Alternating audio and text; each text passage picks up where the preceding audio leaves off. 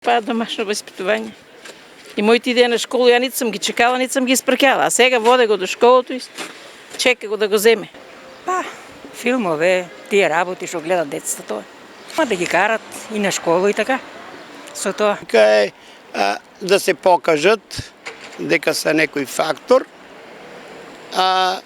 Еве другарите ми прават така и јас ќе направам, а не е тоа. Јас полно па.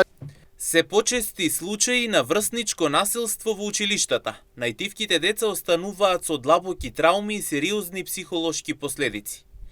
Пред само 2 дена малолетно девојче од Кочани беше жртва на брутално малтретирање од своите соученички. Не само физички, туку и преку навреди, закани и вознемирување на социјални мрежи и по телефон. Граѓаните едногласни, коренот на проблемот лежи во домашното воспитување, а ваквото однесување велат е јасен сигнал дека нешто не функционира зад затворените врати дома. Не знам да ви кажам зашо. Можда не се обраќа повеќе внимание на дечињата или од дома. Друго не знам. Внимание од родителите повеќе да се обраќа, од психолозите, од школото. Тоа.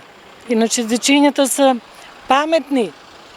Ама мора нешто да и недостига, на тај начин да се изразуват. Не знам, љубомора. Користам се, љубомора е меѓу децата.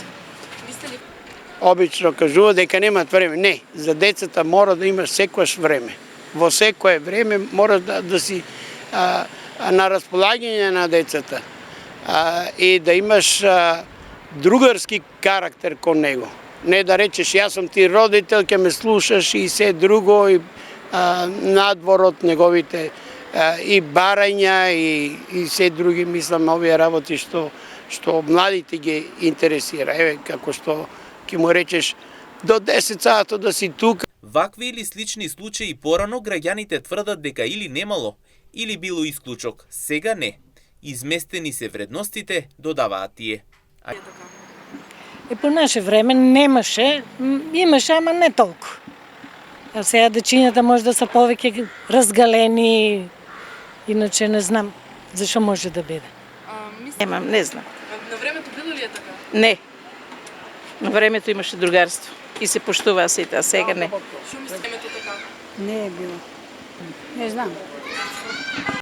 Инаку граѓаните бараат психолозите и педагозите во училиштата да бидат повеќе активни и да работат на случаите, да соработуваат со децата, но и со родителите. Само така велат дека може да се намали бројот на ваквите случаи.